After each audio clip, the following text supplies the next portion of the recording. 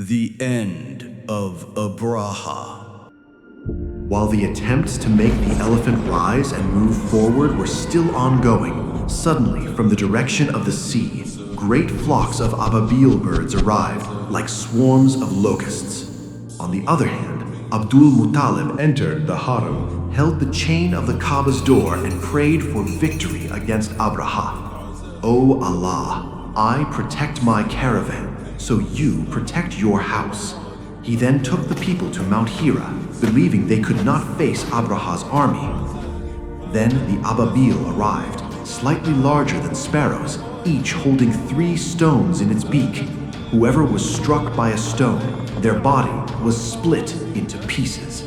Abraha fled in a miserable state, with his limbs falling off one by one. Abdul Muttalib descended from the mountain to see why no army had entered Mecca, and when he looked, the entire army had been destroyed. Our Prophet Muhammad, peace be upon him, was born a few months after this event. The house in which he was born was near the hill of Safa. It is mentioned in Tafsir that Shaytan screamed only 4 times: when he was cursed, when he was cast to earth, when the Prophet, peace be upon him, was born, and when Surah Al-Fatiha was revealed.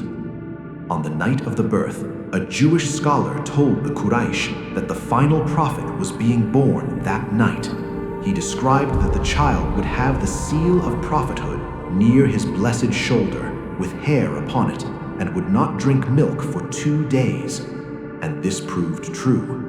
When this scholar heard that a child had been born, he went to the door of Sayyidah Amina. The people brought the child, and the moment the cloth was removed from the child's shoulder, then he fainted and fell to the ground. When he regained consciousness, he said, "I fainted out of grief that prophethood has ended from my people. By Allah, this is the prophet of Allah. This child will gain great dominion over you, and his fame will spread from east to west."